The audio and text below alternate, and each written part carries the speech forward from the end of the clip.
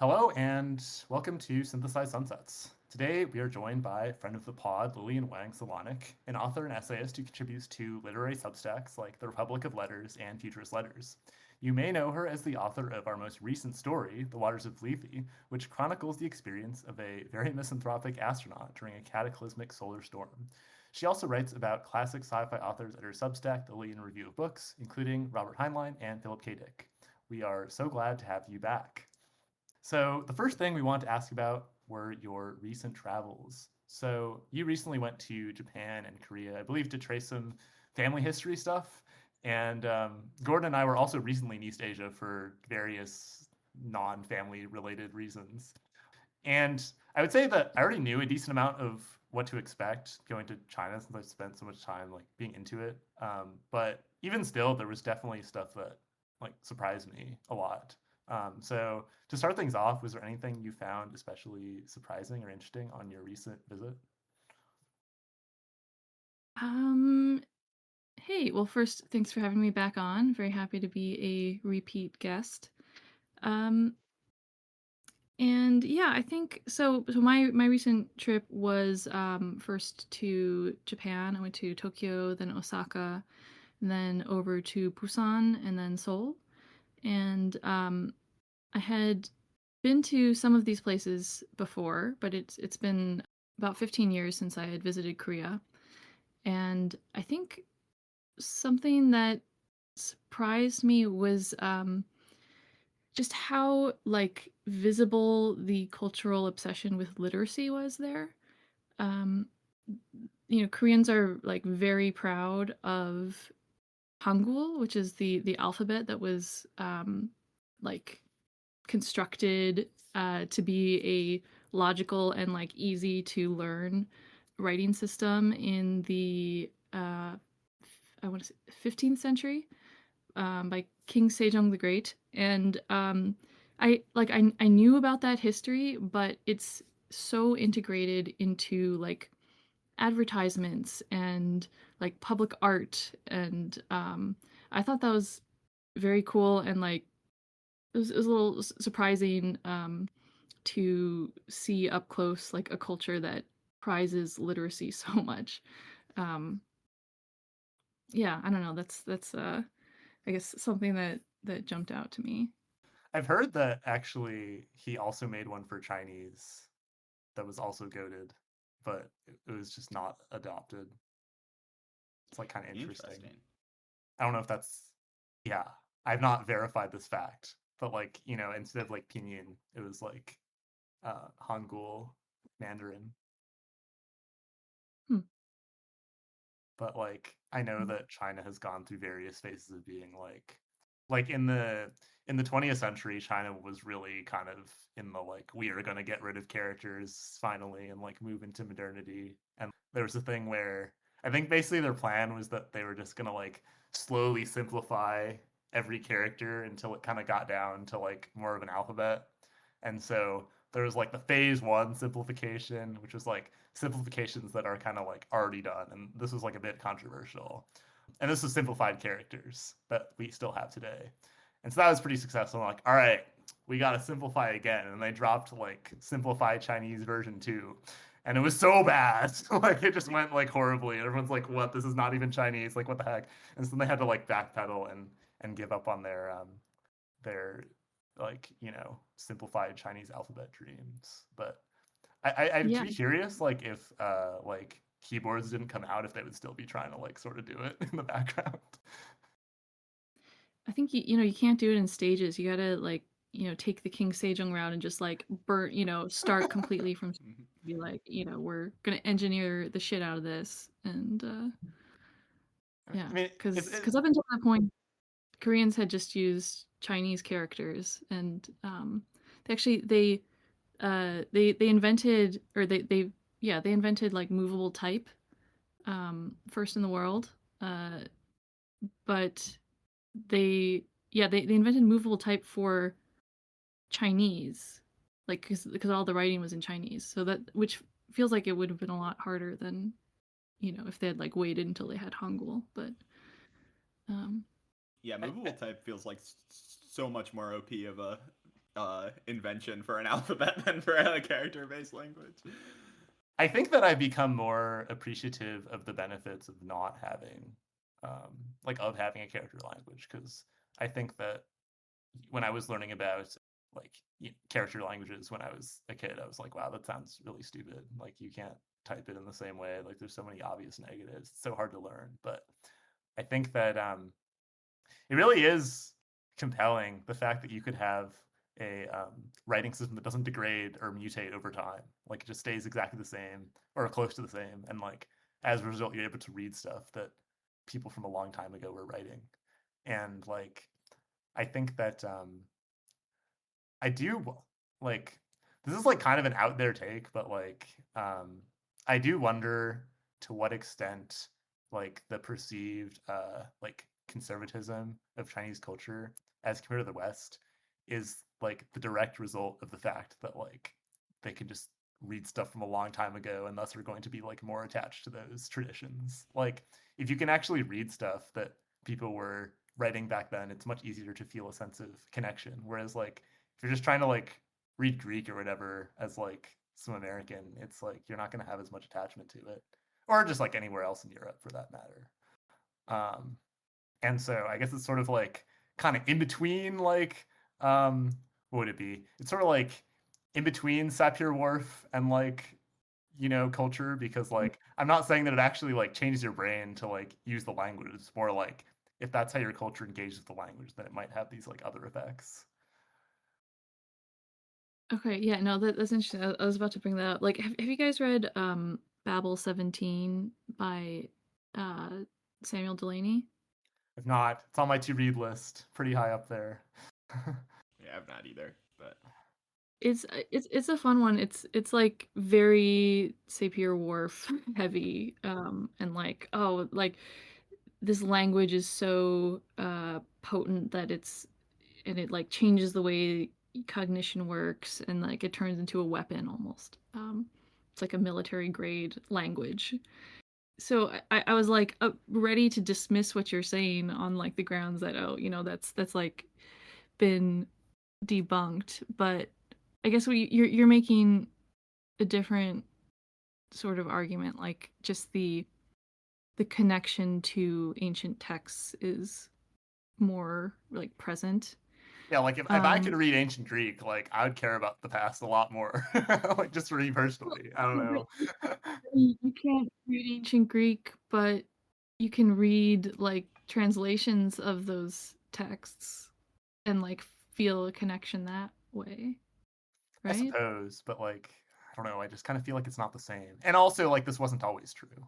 Like, I think it's more of a thing where I think this would have been more influential when you couldn't have done that. China's kind of always had a history of being able to read everything they've written, whereas like in like the West, there's just all these random like breaks in continuity. It's only been recently that we're able to always be able to read this stuff, and also because of this, there's just more. Like, I think there's a lot of old texts that we just don't have because they're just like they were never translated properly, and because no one could read them for a time, then they weren't considered to be valuable or important. And like, I don't know, I mean, we don't have like half of Aristotle's corpus, right? And so I think there's also just like more to be read. Yeah. I mean, yeah, the transmission of the classics is really interesting, but I don't think it's,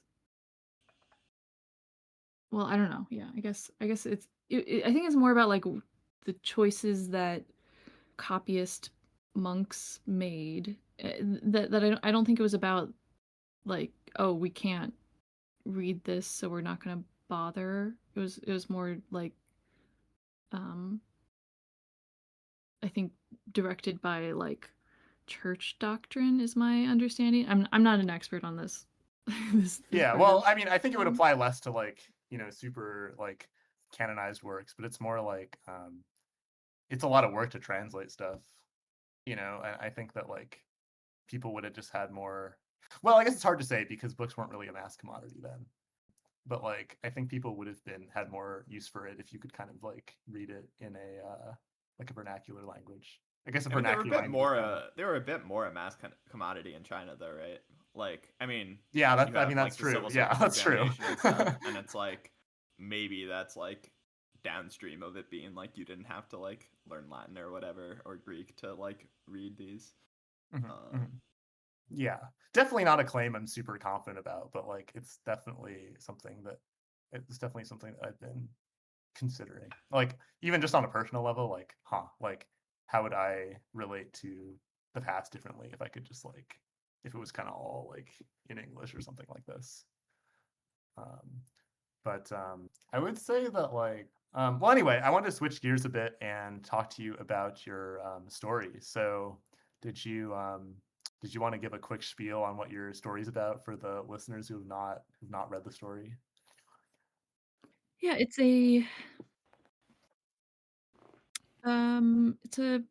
first person story written in the voice of a very curmudgeonly uh prickly narrator who is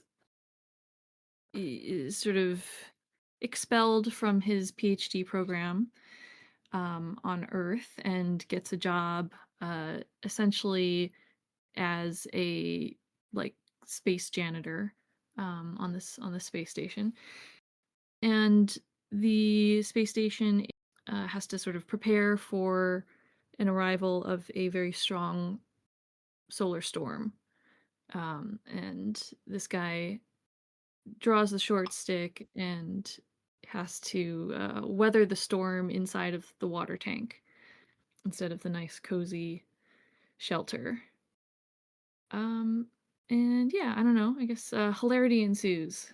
I feel like so with a story, obviously the narrator is a very distinctive character and presumably like, somewhat distinct from your own self.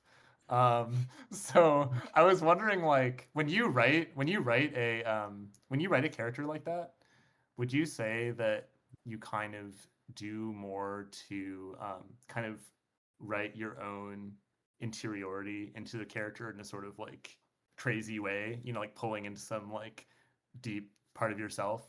Or is it more the case where you try to like imagine some like real person in like the external world or in fiction and try to like do your best to write out like what you think they be thinking? Like, would you say your inspiration is more like internal or external, or is it like a bit of both? I think it's probably a mix of the two. I mean, yes, I would say I don't have a whole lot in common, on a personal level with the narrator, but I do like I didn't really set out to with an idea of like who this person was when I was writing it. I just sort of started writing and then like the voice emerged, and the voice I think came from a mixture of like people that I've known in real life. And it's a kind of person that is sort of an asshole, but like someone that I have a fondness for, like, this type of guy, in spite of his many flaws. So I guess, yeah, as the voice emerged, I tried to like, I don't know, like, yeah, inhabit the mindset of this person without being overly dismissive of him, and sort of taking him on his own terms, and he ends up being right about a lot of stuff. So yeah, I guess I'm not sure how much of myself is in there, but it's like people I've known filtered through my own experience of them. Yeah, I mean, I definitely the voice was like I had been for like the few days like leading up to that because we had like a backlog of story submissions, so I was like powering through like 100 over the course of a few days or so, and they were really just starting. Everything's just starting to like run together. It's like, to be clear, it's not like most of these stories were like bad, but it's just like the voice and like they all have kind of like this mythic timbre with this good person who's been oppressed in life, sort of. And none of these would have been bad individually, but after reading like 30 in a row, it's just like it starts to get rough, you know?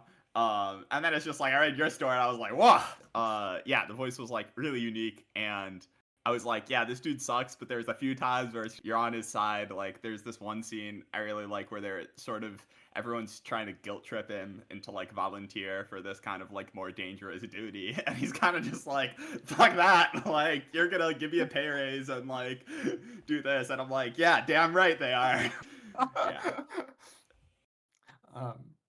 I think also with this story, like I would say that there was kind of a generally with the submissions, I feel like the ones that were more like literary were often just like not as scientific, and vice versa. Like there were some stories that we got where like the science ideas were like pretty cool, but like there wasn't as much of like a voice there. So it was cool. We actually did get a few comments. Like I remember we got a private email about the story from someone who was like they were like a professor, right, Gordon? Wait, I didn't know we got an email. Yeah. And they were saying that they just like wait, did you not? Yeah, it was just the Synthesized Sunset's email. Yeah, but but they were saying how look at it. they were saying how they just like really thought they really liked the science in the story and they thought it was like super realistic and they were very happy. But yeah, how did you spend a lot of time like researching the like solar science for the story, or was this like background knowledge that you had in your back pocket? I had to do like a lot of Googling. So it's good to hear that someone who knows something had something complimented that aspect of it. I did, there was a thorough comment from John and Oh, Kaustum. yeah, I saw that Um, one. he was, like, poking holes in some of my stuff. I mean, overall, he was like complimentary of the story, but um, I was like, oh, shit, I didn't think like, oh, because they're at like Lagrange point 4, and so like it wouldn't hit Earth and this this point. I was like, oh shit, you know, I didn't think of that.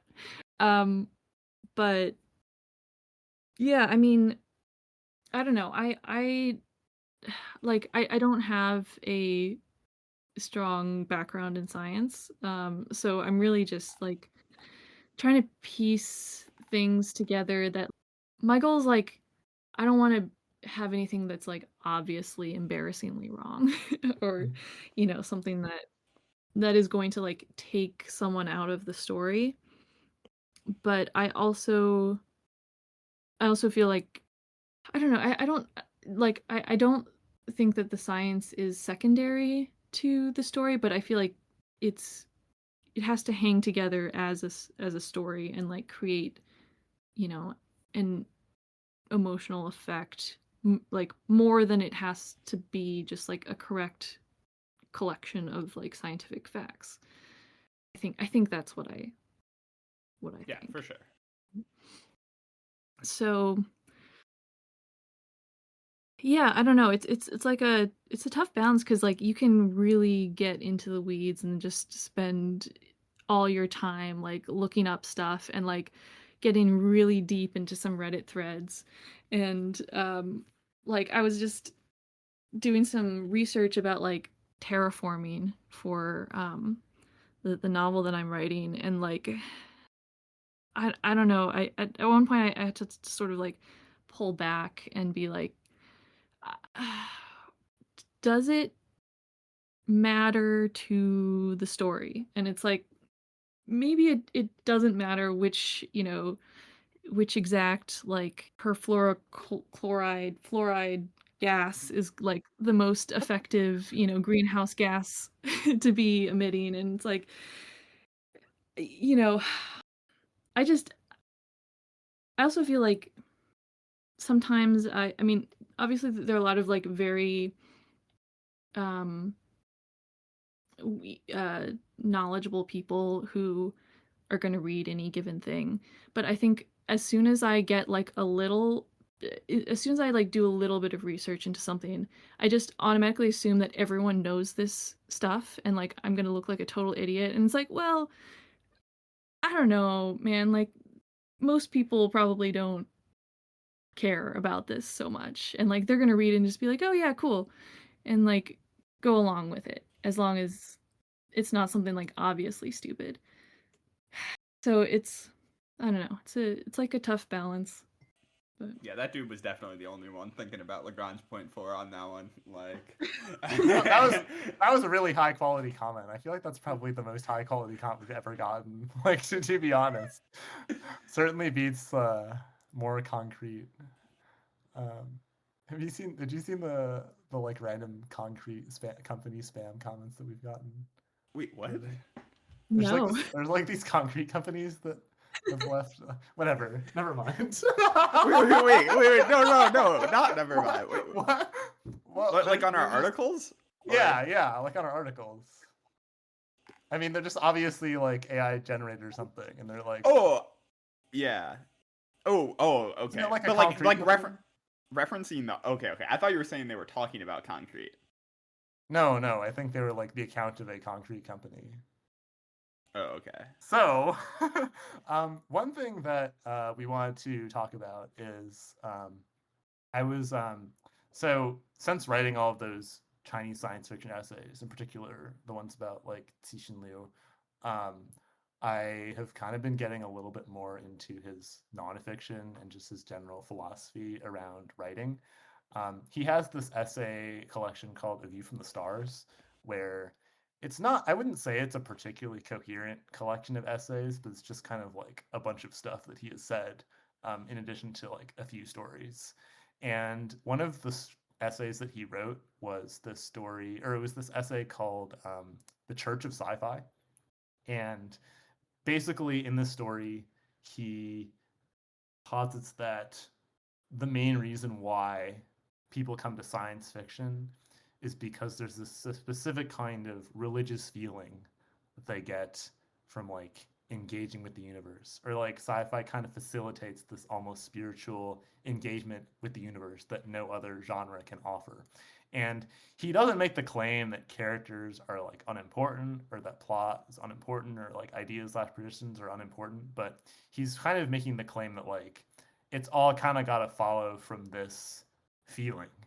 And he thinks that aspiring writers should just kind of acquaint themselves very well with this feeling. Like he was saying, like, yeah, if you want to be a sci-fi writer, the first thing you should just do is go outside and just like look at the night sky and just like look at it and like just really like, ah.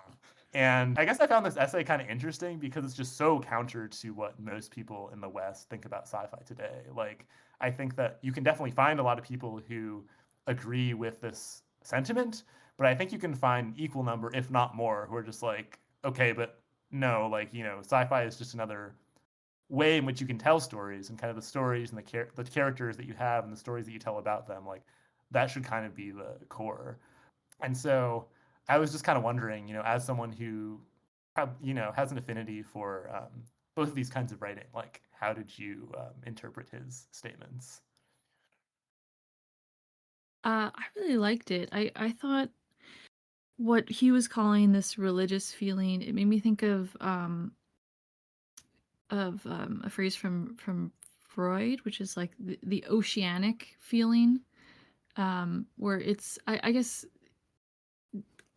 I've never like been religious, so I think maybe I'm like reacting against that a little bit, but this oceanic feeling of like being sort of like one with the universe, but also in awe of it and its like vastness.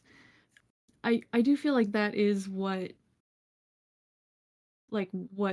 appealed to me about sci-fi, like when I was first reading it as a kid.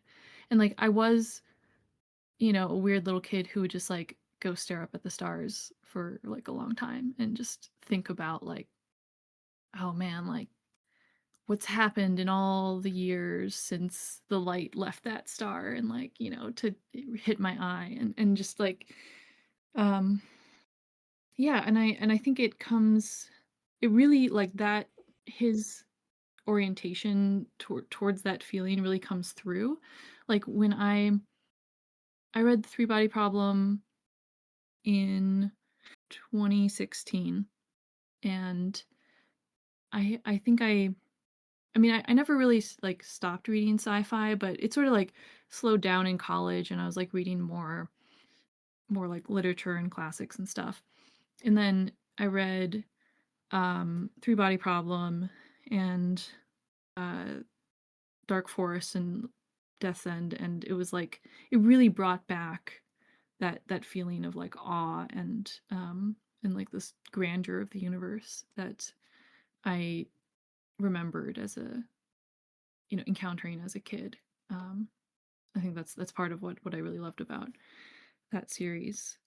But at the same time, I was trying to think of like counter examples uh to this, like sci-fi that I love that doesn't fit this mold. And I think one of the things that he like presents a couple of short excerpts from like sci-fi that from Chinese sci-fi that he thinks is like bad.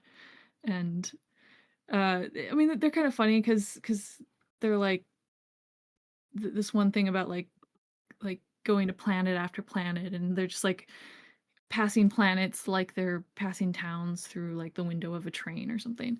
Um, and he says that they're bad because they just turn something that should be awe-inspiring into like a backdrop for these like conventional stories, for like a cop story or something like that. Um, and like thinking about some of the like Philip K. Dick books that I love, like he turns Mars, which in there are ways to turn the colonization of Mars into this like epic adventure full of mystery and challenges and stuff, and then he just like turns it into basically like I don't know, like shitty suburban whatever from Earth, just sort of like plop down onto the surface of Mars.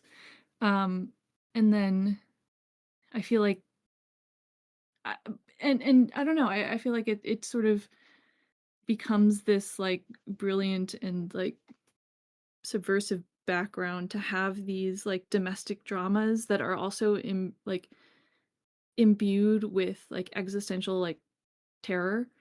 Um, but to have them in this setting that is so like dismal and um grim, really. Like I'm thinking specifically here of like the Three Stigmata of Palmer Eldritch, um, where it's just like a really depressing scene to be on, like a colonist on Mars is just like a real bummer. And it's like such a bummer that everyone there has to like take drugs and play with dolls just to like get through the drudgery of being on Mars. And so like there's nothing there that's about how awesome the universe is, but it does it like I feel like it explores something important about like the inner space. Maybe it is sort of the thing I'm drawing at here. I don't know. Yeah, I mean, uh oh, go ahead. I don't know if I'm rambling. I mean, I think what's interesting is that he clearly has this much more opinionated view of what science fiction is. There's a lot of science fiction in the US that I almost wonder if he would even consider them science fiction. I wonder if he would more just say that these are like allegorical novels with scientific elements or something like this.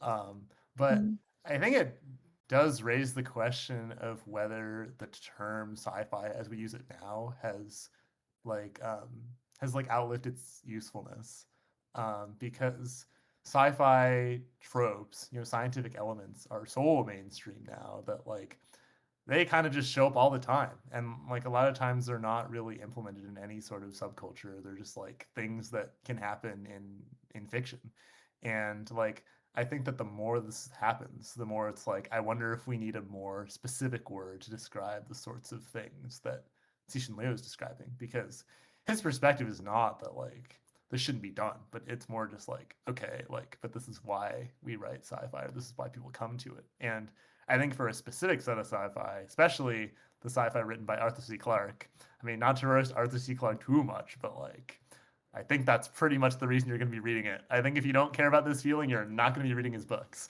And given that Arthur C. Clarke is Cixin Liu's favorite author, like, I feel like this is going to be the way that you make the case for your guy. You know, like, he is arguably the most successful person at creating this feeling, like, in our culture. I mean, I would say Cixin Liu is like way better at it, but you know, his work has time to digest. But yeah, I mean, it got me thinking about like, even if like maybe the translated genre has a more opinionated meaning and feeling than like simple science fiction. Like maybe the translation between like Kehuan and like science fiction is not so one-to-one. Maybe in China it really does specifically refer to things that convey this feeling. It did, reading this, it's made me like sort of spiral about the novel that I'm writing, because I'm like, oh shit, is my novel like imbued with this, you know, wonder and awe at like the universe? And I'm like, oh shit, what if I don't think it is. Oh fuck. I gotta start over, start from scratch. I don't know. Yeah, I mean, I definitely like this feeling, and I mean, I think Detson in particular like did this for me more than any other book successfully. Like really, the last third of that book, that he was hitting it over and over again, and it was great. But like, I definitely don't think it's like a requirement for me to enjoy like a sci-fi book. Like, I don't know. For example, I like really like Snow Crash. Snow Crash was not really giving me this feeling. But it's just, I mean, maybe there's like a few ideas in there that's like, I don't really think so though. But it's just like really exciting, like fun, lots of adrenaline, just like kind of cool and crazy shit happening, like one thing after another. And yeah, it was a blast to read. But like I wasn't like left with like kind of like pondering the meaning of the universe afterwards. And I think it would be pretty hard to not call Snow Crash sci-fi, but maybe you Well, could. what about with like the whole like language as a like self-replicating program or whatever? I feel like that was pretty, you know, like mind-blowing. Yeah, like I guess I think it was, yeah. It was pretty mind, like there were definitely like very cool ideas, but yeah, I don't know. Nothing was giving me this sort of like awe feeling too much. Although, yeah, I guess there is a bit, but yeah, maybe Snow Crash isn't the best. Let me see if I can think of a better example that really didn't do it. I feel like anything that's like dystopian doesn't do that, right? Because it's more about like Yeah, that's true. societies and structures, and they tend to be sort of more like claustrophobic feeling than like, oh, the possibilities of the universe. But yeah, I do feel like this is much more central to the genre community in China, because if you read the reviews for like sci-fi in China, like, and I think this may kind of explain why their taste in sci-fi is a bit different, but like there are some reviews where people are just like, I read this book and then I just like went outside and stared at the stars for a long time, and I was just like, whoa. Anyway, this book was pretty good. Do you remember that one review that I sent to you, Gordon? Of like, yeah, that review was crazy. That review was so good. Like this guy basically, should ask bro to submit to Synthesized Sunsets. Like, I was trying to find it, but like he basically just starts out. What is it? It's like, I haven't looked at the universe in a long time. What book was it? It was for Rendezvous with Rama by Arthur C. Clarke. Oh, okay. But like he basically just starts. You stare at stars. Yeah. No, I mean, he basically just starts out by describing like this one time where he just like went outside and saw some like movement in the sky, like, I don't know, 10 years ago or something. And that was like the last time that he really looked at the stars. And this is like tons of paragraphs. And then he only then just starts talking about the book. He's like, anyway. But yeah, I really like that review. And like reading stuff in translation is interesting. I mean, I think that so I sent you a version of this essay that was like fan translated, but the professional translation is a lot different. I would say that like the professional translation definitely sounds better, but like there's certain things that I actually kind of like about the more informal translation. Like there's this one part where he says, what is it? He's like, some scholars believe that the reason why modern natural science is born in the West has something to do with the strong religious feelings in Western culture. This is a topic that can't be explained even with a huge book that presses people to death. So I'm not going to delve into it here, and I'll just talk about religious feelings in sci-fi. Note that it's not religion that's being talked about here, it's religious feeling, and it's not the kind of feeling you have for God. It's atheistic, and it's not as sophisticated as Spinoza or whatever. Anyway, I don't think Tor is publishing that like verbatim, but like I do wonder if that's kind of closer to what he actually said, and they were kind of trying to make him sound more like dignified or something. But yeah, wait. This is just it says this is posted on the Tsinghua University BBS in 2001. So this is like pre-internet basically. yeah. He's just commenting here. So maybe it is a lot more casual. He's just a Yeah. poster. Yeah, no, because like I feel like like in the West, when they try to market Cixin Liu, like they have to just be like, oh, you know, he's so like pensive and like I don't know. They try to give him a lot of like gravitas and like his marketing and stuff. And like I'm not saying that's not warranted, but just reading the rest of his stories, yeah, I mean, he really kind of just says things sometimes, and I sometimes wonder like how much is being filtered out, like how might you actually interpret this. So I was definitely glad to have read both. Um, yeah, actually, I've never thought about that before. Like, if I was translating a comment from like a famous person, like in another language, would I try to like make them sound more like less commenty or something? If I was like collecting them for an essay collection, it's hard to say. I mean, he's like basically a national hero at this point. You'd Yeah. probably clean up the grammar a little bit. Yeah. It also kind of preserves the serialized grammar where like in Chinese you can just like be like verb, verb, verb, verb, and then like this kind of more analytical structure could just be figured out from context, but you can kind of just like slap verbs together without really elaborating. And I think some of that is present in this.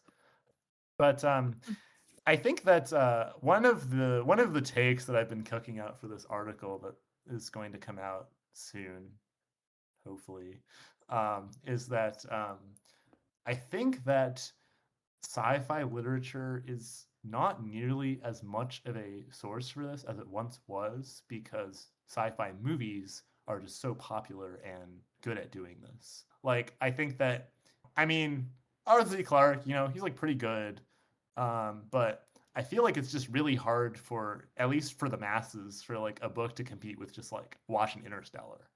You just like watch Interstellar, it's just like blah. And like I think that when you have that, like it's sort of like I think before it was very hard to get this feeling at all unless you really were to go down into sci-fi. But like I think because movies have made this feeling a lot more accessible, it's not necessarily like the sole domain of these books anymore. And so like as a result, I think there are less people trying to do this. And I also think that probably there's less of an incentive to seek out these sorts of books if you are already satisfied.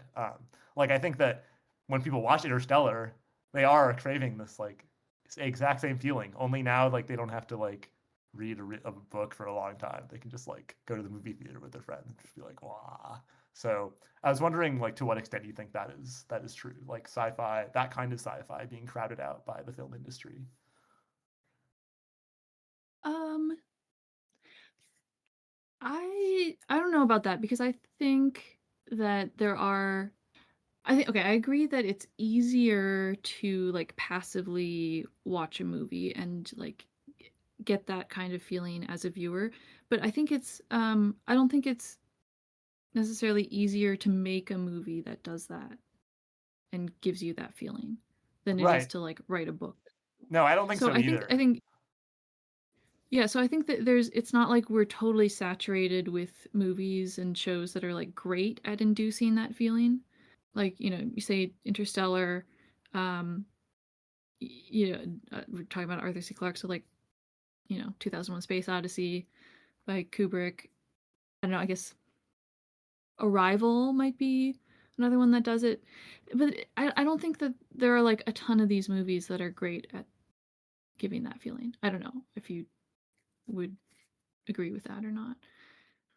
But so if you do get a taste of that feeling, then you don't have like an infinite buffet of movie options. So like if you like really get hooked on that feeling, you're going to have to go read some books for more. I don't know if I don't know if that's actually what is happening. If like people are being, if there's a pipeline from like Interstellar enjoyers to, Cixin Liu or Arthur C. Clarke or uh, Asimov or something. But I don't know. Like we were talking about before we started recording, we are talking about the adaptation of Foundation, Mhm. and which, just full disclosure, I totally hate. It's terrible, but it looks cool, and I feel like that's proof you can throw a ton of money at a director and a project, and you can make it look really cool, but it's gonna like totally fail to induce that feeling, that religious or oceanic feeling, if it's not done well. It like from the a writing standpoint, like from people who really have respect and love for the source material. So, I mean, I think like yeah, I think that Foundation adaptation just like totally misses the mark, and doesn't like scratch that itch for me, or for people who want that feeling. Um, yeah, I mean, I guess I think that there's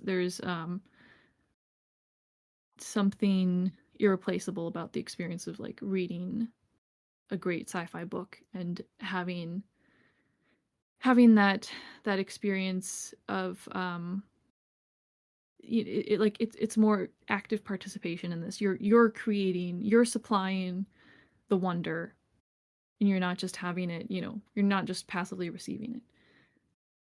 Yeah, Maybe I don't know how that translates to like people, the audiences, but that's how I feel about it. another thing I was thinking about too, though, is that so when I was younger, I very much assumed. So my dad was kind of like an '80s nerd, I would say. Like he's like an engineer, but when he was a kid, he was really into like circuits and like tinkering and like model rockets and like sci-fi and D&D.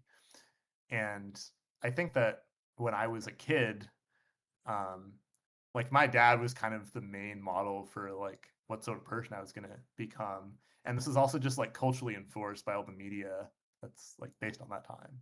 So like as I was kind of going up through school, I was just like, okay, like this kind of tinkering engineer nerd, this is like who I'm going to become. This didn't end up happening. And there were definitely people that were more like this at my high school, but in general, I would say that like this kind of person is not as much of a thing anymore. And I think that the reasons for this are kind of downstream of the digital revolution. Like, I think that being a sci-fi nerd, just like a nerdy kid in general, has historically been pretty defined by difference. Like you're not like the rest of the people because you're kind of weird and you're into like these weird nerd things. And so as a result, all the nerds kind of had to stick together and sort of accommodate each other's interests. But now with the internet, like not only can people with weird interests find other people with those exact same weird interests and not have to accommodate other people's similar interests, but also it's not really as uncool to be a nerd anymore. It's like significantly more cool. You have like these um, very nerdy stories at the center of like mass media in a way that like Stranger Things, for example. And like there's just a much more legible path to life success as a nerd now that like nerdy skills are kind of more in demand. And so I think that as a result of this, being a nerd is kind of less specific, and what a nerd, like the idea of a nerd in like the 80s is kind of broken apart. Um, and so I think sometimes like I'll try to communicate with like my aunt, and like my aunt will just kind of still be operating under like the mental model from like the 80s where it's just like they're just kind of like nerds, and then she'll kind of expect me to like having been like doing the same thing, like the same sorts of socialization that my dad was doing at that age, but it's like really not the same. And I think sometimes I kind of have a hard time like bridging that gap. I'm just like, it's really not the same thing anymore. And I feel like that's also kind of changed how sci-fi is made and perceived as well. But I was curious if you had felt the same way. Yeah, I think yeah, so I grew up in like the 90s, early 2000s, and like being a nerd then was still like kind of rough. Like it was weird. I think like especially being a girl who was like into sci-fi was like pretty weird. Not I didn't feel like accepted by the general, like the kids at my school, and I had a little band of misfits kind of thing that I was friends with. But that has like changed a lot with the, the like the mainstreaming of nerd culture, and um I yeah, I find that like I've got sort of a chip on my shoulder about that still. I don't know. I think also like the types of nerdy things that people do has changed. I mean, it's weird because like there are like signifiers of nerd culture that are mainstream, like Marvel movies or things like that, where suddenly everything has like sci-fi elements. But then it's like the way that like the barrier to entry for like use of technology is so low. It's like everyone is on the internet all the time, and there's like a flattening of culture that happens online. I think there's I mean, I'm sure that like there's still like niche online communities, but it feels like everyone is basically just on the same 5 websites now. There aren't um, there isn't like the same flowering of like forums that there was in the 2000s, 2010s. So it's yeah, I don't know. It's like there are ways that I feel like possessive of nerdy interests, but then I don't know. I mean, it's like what we were just talking about, the um like the surface area for encountering sci-fi ideas is larger now than it's ever been, but at the same time, like fewer people are engaging deeply with it. It seems, and I think that's just sort of. I feel like that's true in general, like with how everyone is now basically lobotomized by their use of smartphones, and so like doing things that are harder um is just not happening so much. And I feel like a lot of like nerd culture in previous decades was more defined by like there being some level of like friction and like there being some barrier to entry, and that's why people like you wouldn't get into um Stargate SG-1 because uh the lore is too like complex and you know weird to understand what was happening. I don't know. I'm not sure. I don't have like a coherent thought. I just said a lot of words. No, I mean, there's a lot of stuff there. I think like in general, I'm trying not to be too gatekeepy about like, oh, well, these people that say they're nerds, they're like not really real nerds. But at the same time, I have seen a lot of people try to gesture at something where it was just like it was like 30 years ago, they would just say nerd because that was just unambiguously what nerd meant. But now that nerd doesn't have that same connotation anymore, they kind of have to have like new words. Like, for example, I feel like the dramatic uptick in the word autistic to describe people, it's like it's partially because people are more aware of like autism now and its characteristics, and the fact that a lot of old nerds probably actually were autistic. But also, I think it's the fact that nerd isn't really a word you can use for these kinds of people anymore. It doesn't have that same like if you're just called them a nerd, it would just kind of feel like a nothing statement. And so you have to be like, oh yeah, they're kind of autistic to accomplish the same effect as you would have to have had like just saying they were like nerdy like 30 years ago. And I even remember like there was this Ruxandra Tesla post on Substack talking about academia and how there's less nerdy people there. And she specifically had to coin the term like weird nerd, capitalized nerd, to describe something that 30 years ago you just said nerd. Like, yeah, this is a nerd. But like she kind of just had to be like, oh yeah, a weird nerd, like the kind. And so when I see stuff like that, I'm just like, okay, there's something real going on here. Like, it's not just that nerd has become more accepted. Like, it's really kind of referring to a different thing now. Mm. But I would also say that in terms of depth of engagement, um, I wouldn't quite say that I feel like there's less people engaging with it now, but I more feel like it's so like sparse. If you were to go on Twitter, for example, and you could just like somehow make Twitter such that like the only people that you saw and could see anything else, like the only users of this website, the only active users were like maybe the I don't know, like the 10,000 people who like most cared about sci-fi. I feel like it'd be a pretty like, intellectual deep experience.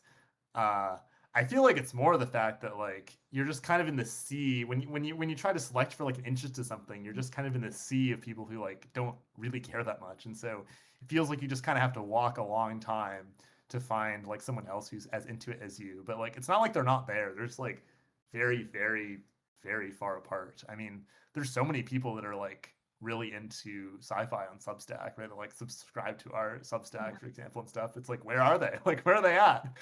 And if you're just like walking around, I mean, a lot of times someone just be like, oh yeah, I'm really into sci-fi. I watched Dune. I thought it was good, and that's kind of it. And I think yeah, when the barrier to entry is so low, like you just kind of have a dilution of subcultures of any kind. I don't think it's just limited to nerdy subcultures.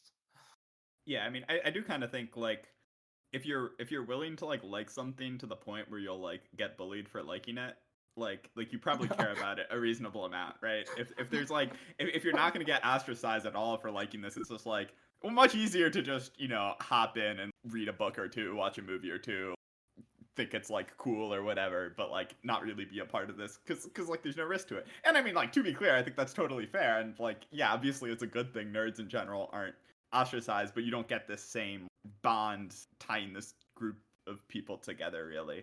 um and yeah, actually, just like going back for a second, I feel like I can sort of remember there, because in elementary school I feel like I definitely remember like nerd still being like a pretty strong thing, like fourth and fifth Yeah, grade. I would say like so. Yeah. like I don't know, I would be doing some stuff to like try to distance myself from the nerds, because I don't know, I was definitely someone who like at least at like that age for a little bit like kind of wanted to be popular-ish, I guess, Yeah, I and felt the same way. have a lot of friends and stuff, but had a ton of nerdy interests, obviously.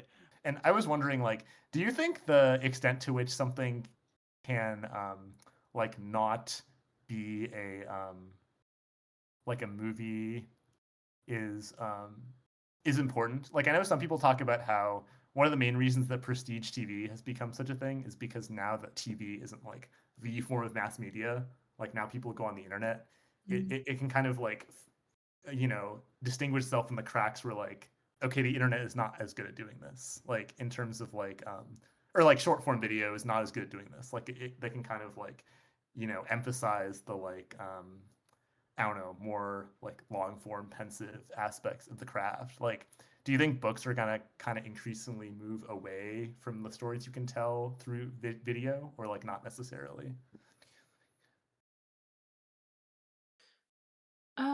Well, okay, that last point I think you kind of have backwards because like prestige TV, like golden age of TV, was predates like the popularity of short form video, and Okay. I think it's actually now sort of in decline. Mhm. Like prestige TV it's yeah, I'd say it's in decline now. Like it hit its high point in like I don't know 2015, and it's been sort of downhill from there. So I don't think it's like that was a reaction to short form video like being the primary way that a lot of people are consuming media. Um, but I do think it's I don't know.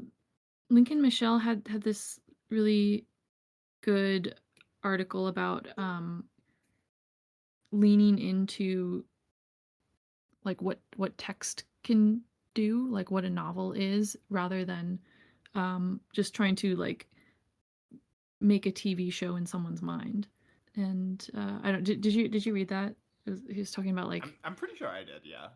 I'm not sure. yeah, and he's basically saying like a lot of the like weak writing that he sees is because they're just like people are mostly watching TV or movies, and like so when they sit down to write they're just like basically describing a scene from a TV show, but that's like leaving a lot of uh storytelling ability on the table, because like there are things that you can do in a novel that you can't do in TV, and that's like one of its strengths. And so yeah, I think I was really convinced by that, and it's almost like a race between like yes, like there are things that you can't do, that you can't portray in video, but then as like AI improves, like there are going to be more things that you can do in video, just like by doing like crazy AI stuff. But I think they're like things that you can do in prose, like that mostly have to do with like the flow of narrative time, and like, not so much like special effects and making stuff happen visually, but like yeah, I think there's things you can do with the flow of narrative time that are interesting and powerful, and I think that's maybe that's like the next frontier for prose. Yeah, if that makes sense. Well, I think that's a good time to wrap things up. As a final note, I was wondering if you had a short story to recommend, and also feel free to plug anything that you would like to plug. Yeah, okay. So a short story that is one of my favorites, that is sort of one of these genre straddling ones, would be Tlön Uqbar, Orbis Tertius by Borges. Um, have you guys read it? I have, like a while ago. I'm not.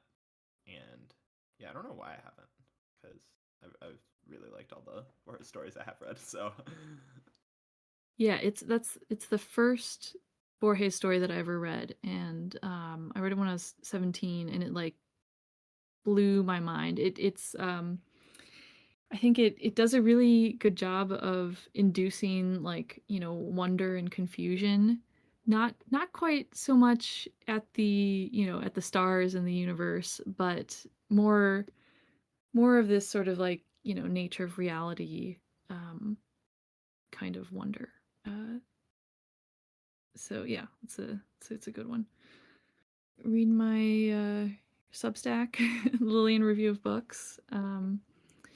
And I recently did a recorded a podcast on the Futurist Letters show, where we discussed two short stories by Philip K. Dick and one short story by J.G. Ballard. So yeah, if you're interested in those authors, go check it out.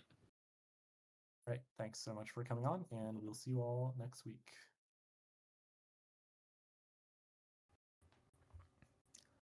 welcome back. So, any thoughts on the episode, Kevin? Okay, so as you probably know from listening to this episode, when you're listening to it, this episode was recorded a really long time ago. So I don't remember a ton of what we actually discussed.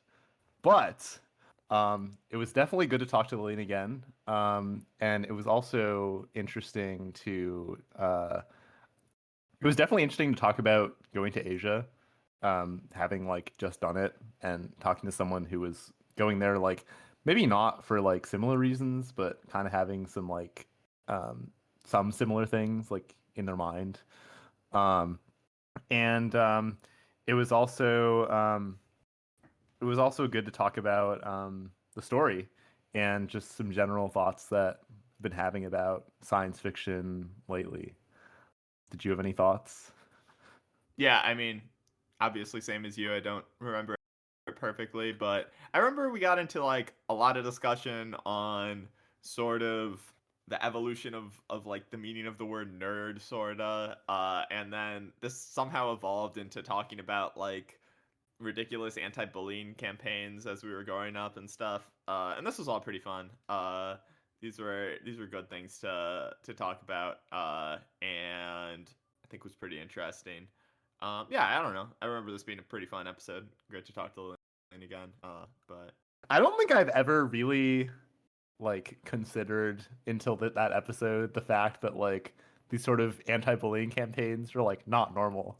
Like in my head, like going back through however long in time, I just assumed that like everyone in school was just getting their like, 3 times a year anti-bullying seminars, like I didn't ever really consider it as strange.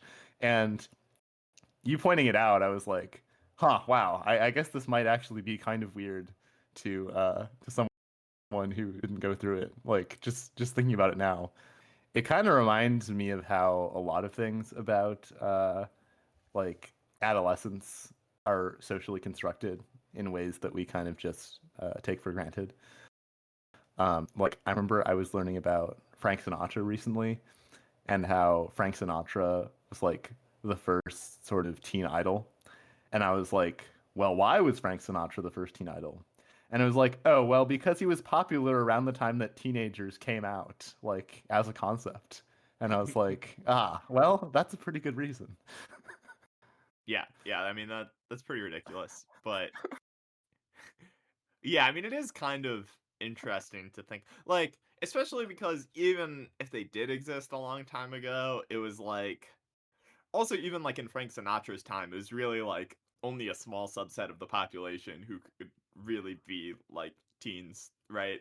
Like Yeah. I don't know if like more than half your population is in like graduating high school. I mean, there's not like right where nowadays it's like you really have like a pretty large cohort of people from about like 15 to 23 about who are kind of in this like middle adolescence phase between like true self-sufficiency and like being dependent on their parents, but like yeah, this just like didn't really wasn't really the case that much. Yeah, and like also I think that it's interesting to think about how in the past people would just kind of go from like being a kid, just like being an adult, rather than like go from being a kid to like being an adolescent, like being an adult. And it feels kind of inevitable now. Like I'm imagining like you have like a spectrum from like red to green. Oftentimes when you have a spectrum from red to green, there's like yellow in the middle. You like go from Mhm. red to yellow to green. But you can also just not have yellow. You can just go straight from red to Yeah. green. Like that's actually just perfectly acceptable. And so it was kind of wild to think of like, yeah, you can just kind of skip the part where you're an adolescent. You can kind of just go from being a kid to like straight to being an adult. And you can sometimes observe this in like certain homeschooled kids. And that makes them kind of like uncanny to interact with when you're sort of like around tween, early teenage. I don't know if you ever had this experience. I mean, I didn't interact with too many homeschool kids, but I think one interesting thing here is I feel like this is really common in fiction. Like I feel like it's super common for just like, I don't know, classic like YA book plot to be like, 15-year-old is a kid and then they like enter the ceremony to be chosen or whatever and then they're an adult sort of just like some book like Divergent or something, right? It's like very much just like kid, special day, adult, right? And this always felt sort of ridiculous, but to me as a kid, because I was just like, this is like not how it works, right? But I feel like it's sort of interesting to think about how like this could be like a more of how it worked in the past. Yeah, I mean, there's a lack of a coming of age ceremony now, right? Like that used to be a pretty big part of various cultures. I don't even know, like, yeah, like what is the coming of age ceremony now? Like graduating from high school? Like, whoa, Yeah, like, yeah. I mean, it, yeah. If you're not going to college, I think graduating from high school does end up being like pretty much a cliff. But I think college like really softens it because college is like you're way more independent than high school. So like graduating from college doesn't really feel like that big. I mean, it's still a big thing, but it's like I don't know. It's like college really puts you in between those two. I would say. Um, I like remember. Do you remember? I don't know if you remember this, but I remember in like the 2020 like presidential election cycle, back when people were still having utopian visions, mhm, there was some discourse around people wanting to create a like a sort of a federal coming of age. I don't want to say ceremony, but like experience where mhm, basically when you graduate high school, you're just like sent it to some random location around the country, sort of like the Peace Corps, but like everyone does it. And this can be military service, but can also be just like, I don't know, anything. And the idea is that, like, okay, I think it was pitched as being like, okay, well, number one, it's like we'll make people less racist. I think that was one of the reasons it was being pitched because the idea was that okay, if you have to like work with people who mhm. are a different race from you, then it's kind of hard to be like mega racist.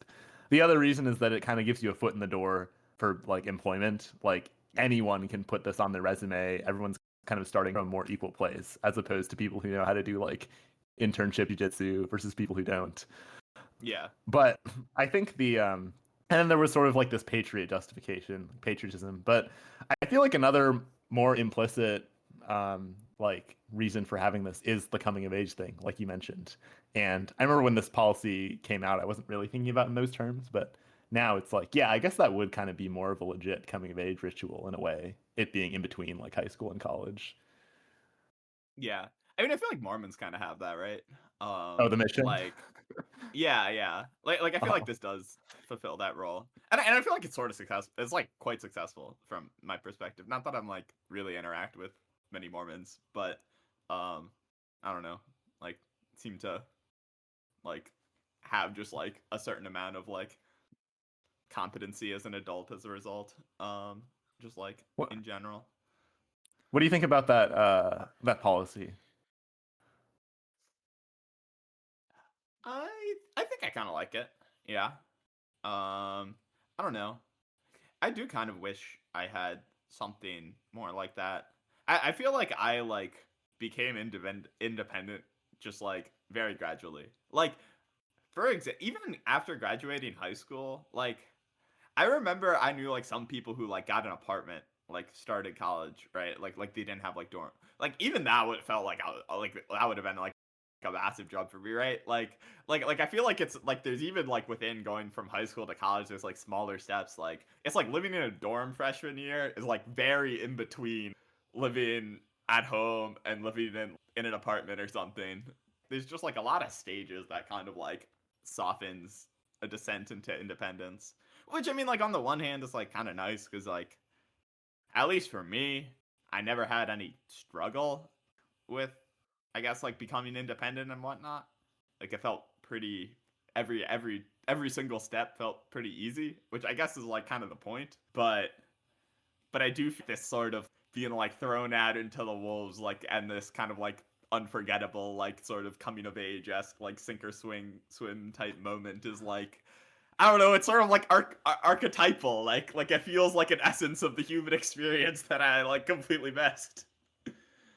Don't you think it's weird how sometimes I get creeped out by how adaptable the human brain is? Like modernity is just crazy and doesn't Yeah. resemble anything about our prehistoric environment, but like biologically, we're almost exactly the same as we were in Hmm. prehistoric times. Like our brain is almost the same.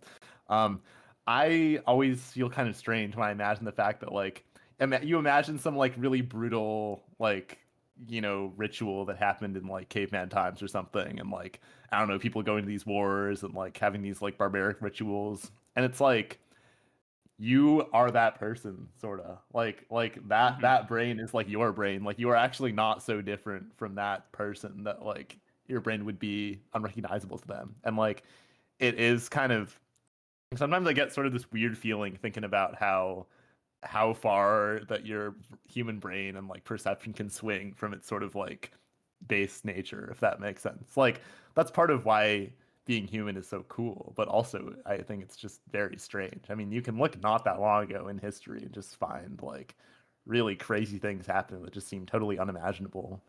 But then like they'd probably think the same thing about your existence, and like biology's the same throughout. Yeah, yeah. I mean, it is pretty remarkable. So one other thing we sort of got to in the episode was time you sent Lillian this Cixin Liu article where kind of talks about this quote he has about sci-fi. And yeah, just want to hear your thoughts on that. Um, yeah, so I first came across this article, which is called "The Church of Sci-Fi" in the Cixin Liu collection called "A View from the Stars," and I don't know why I thought this, but I kind of assumed that Cixin Liu wasn't a super like ideologue about genre. You know, like I was kind of just for whatever reason I was just not really imagining him like plugging away having like big opinions about like what sci-fi should or should not be, which in retrospect is kind of ridiculous because he did just kind of like found like the biggest wave of this genre. So like surely he is going to have some thoughts on it. Um, you know, especially like being able to do this.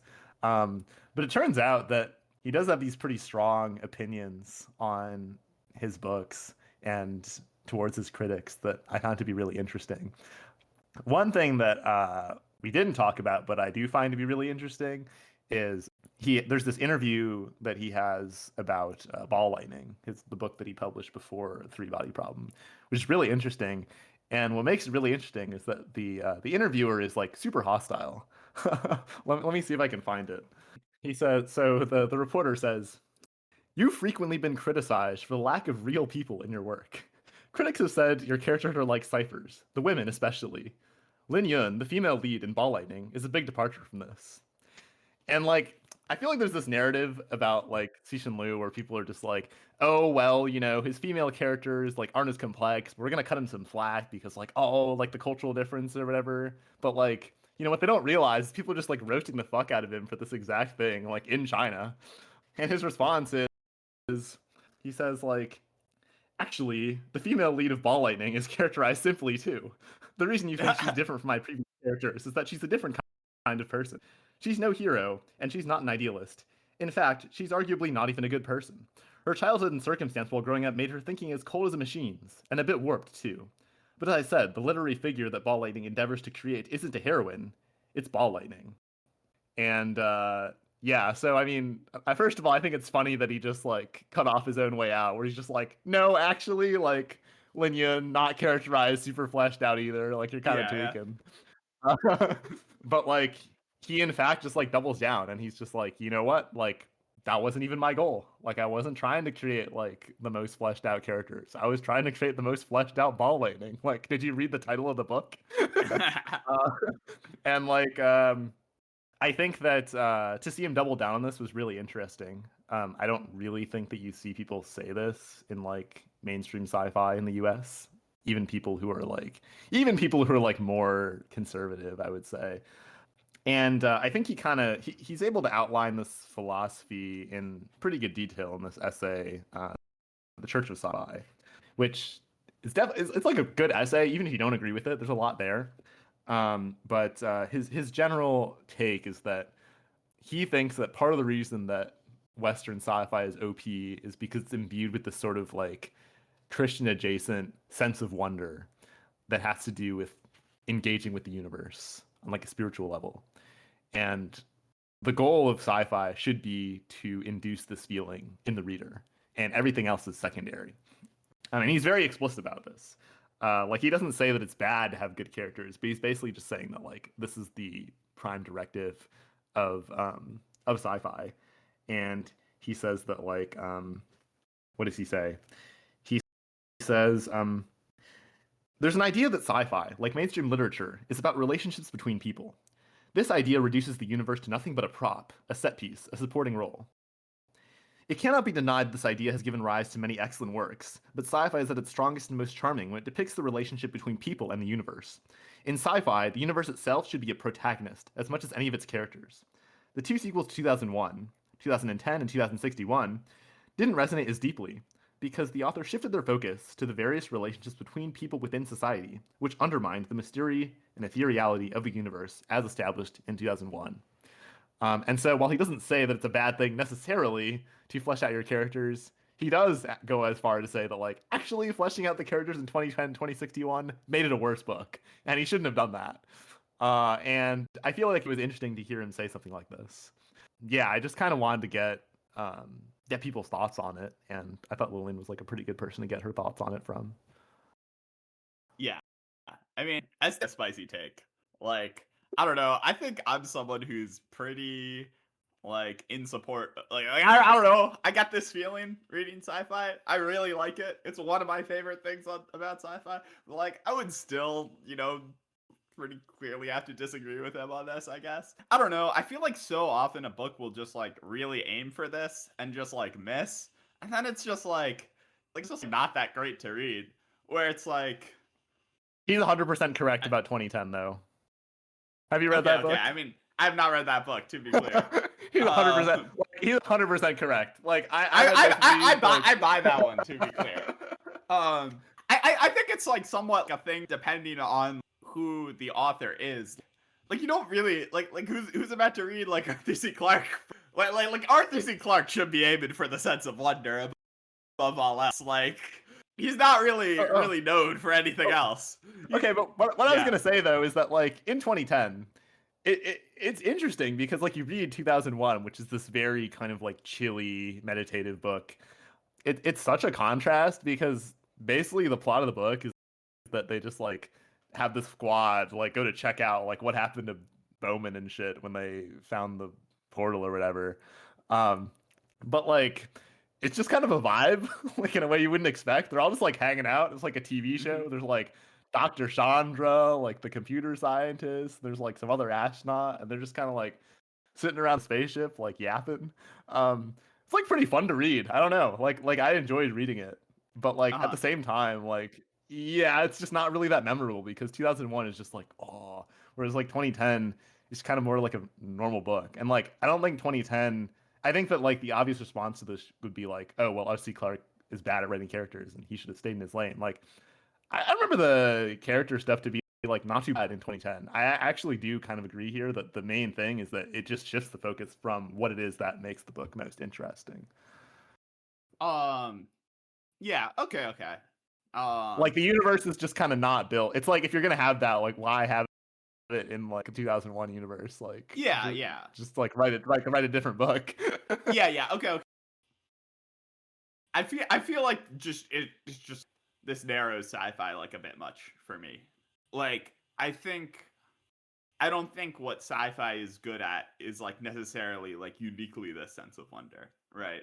I think having something be sci-fi can make the character shit like more interesting than it would have been if it was not sci-fi. However, on the other hand, I don't know. I do feel like Cixin Liu is my favorite author at doing this specific type of sci-fi. Like Descent, for example, I just like think achieves this feeling like significantly better than any other book I've ever read. And it's pretty incredible. And as a result, like I don't know, I can't really fault him for batting for this. And yeah, I mean, I think, and I do think it is unique. Like while I would say this is narrowing sci-fi, it does feel like a somewhat uniquely sci-fi thing. This like humanity to the universe relationship thing being the focus. I can't really imagine that occurring in another genre. Too much, at least. Mm-hmm. Yeah, I mean, I basically agree. Like, I think that it does narrow sci-fi a bit too much to say that sci-fi has to have this as its primary goal. But at the same time, I think that we should preserve a subgenre of sci-fi that is like this. Yeah, I mean, I would People agree. talk about golden age sci-fi. Like, I almost wish there was a sort of like silver age sci-fi category at the bookstore or something, where it's just like, only sci-fi that's going for this thing, and then like the Mhm. sci-fi that's sort of supposed to be like say a certain human truth by like heightening certain aspects of reality. Like that's another reason to do sci-fi. Like Forever War, time dilation to better explain the culture shock of the Vietnam War. Like that's a valid use case for sci-fi as well. There should be a place for that too. But I think it's kind of unfortunate that it doesn't really seem like there's very good institutions for the sci-fi that Cixin Liu is talking about. There isn't really. I'm not sure if I could think of like a single sci-fi institution that's like really going for this specifically.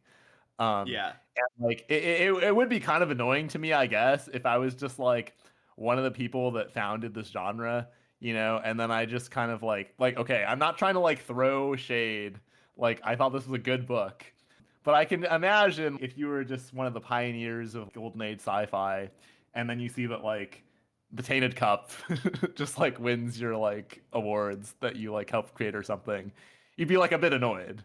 Not because the Mhm. Tainted Cup is like a bad book, because it's just like that was really not what you had in mind when you created this ecosystem.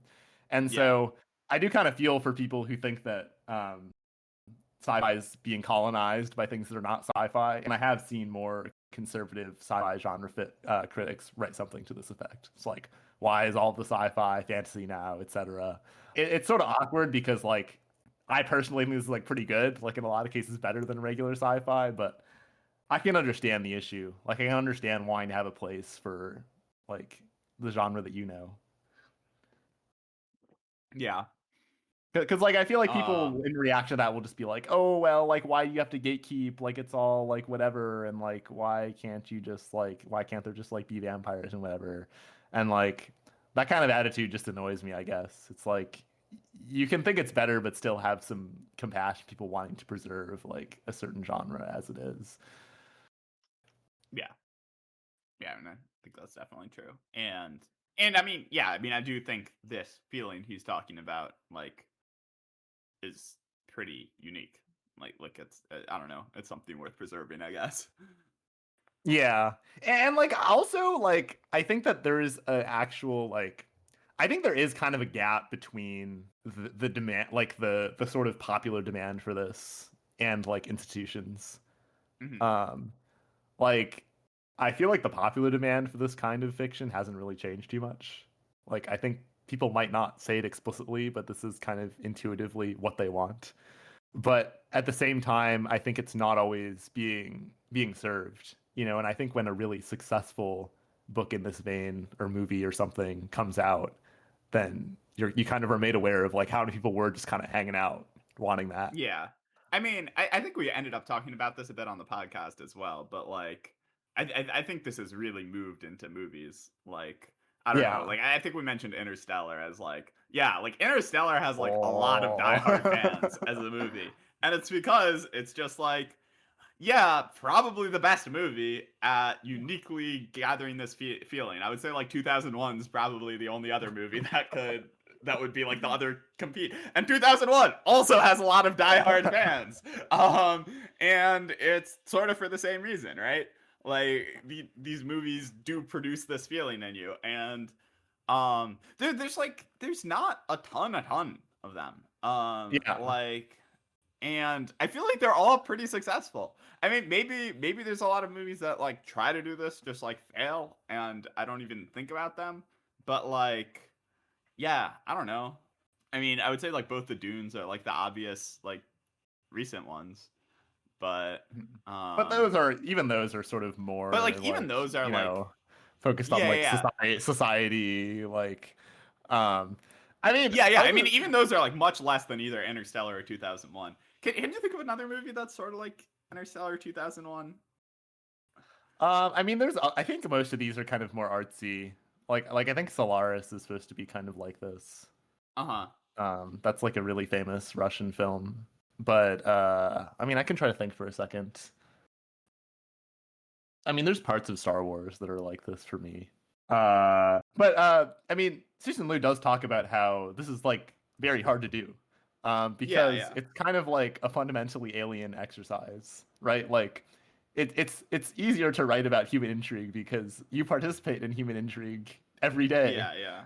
whereas to write about like the universe, like you kind of have to get into kind of a whack headspace, like Yeah. it's not like an ordinary thing to do.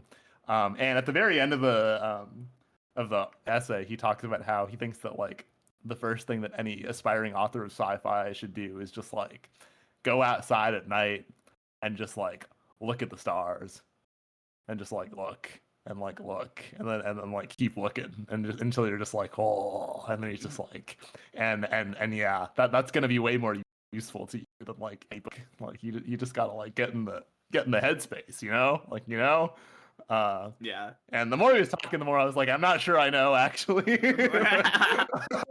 Yeah. Like at But the very, I definitely buy that he knows. like at the very end, he just drops this thing where he's just like, the universe, mysterious and grand, is the god of science fiction.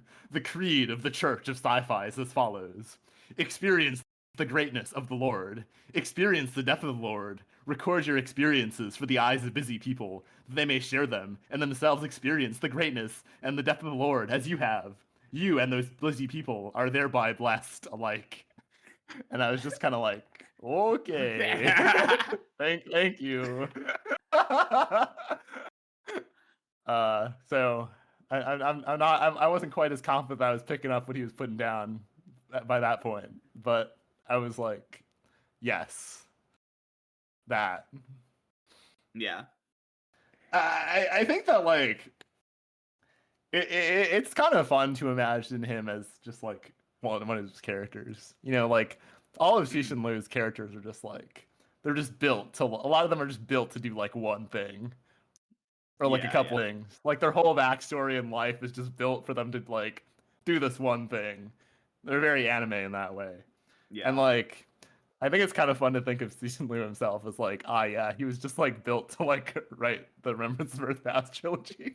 And like now that he's achieved his purpose, he's kind of just like, yeah, I mean he just kind of did the thing he was meant to do, And like from reading the article especially, or that interview, especially like before Three Body Problem has come out, it really feels like it is written, I guess, like the way he talks about stuff. It's pretty funny. Well, like he says that at the very end he says that like my creative plans, we amateur authors aren't completely free to make decisions about that stuff. It depends on how much free time I have. If there's a long stretch, I'd really like to write another novel. If not, I'll keep on with short and mid-form stuff. I don't think I'm the bellwether. The community of sci-fi writers in China doesn't qualify as a flock yet, and each of its few sheep has its own distinctive, irreplaceable characteristics. No real bellwether has come to emerge yet, in the market or in literary terms. All we can do is pray that they show up soon. Yeah.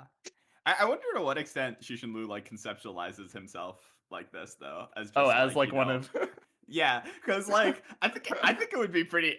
I don't know, like, and this is kind of why he's able to write these characters well. Like Cixin Liu writing Ball Lightning for the purpose of writing Remembrance of Earth's Past. Like, oh, I'll just like self-insert. Like, this dude, like, oh, it's been my life's purpose, like my fate towards this one goal that I don't even know. And Cixin Liu's like, just like I haven't actually written Remembrance of Earth's Past yet, but I know it's like the one purpose of my life.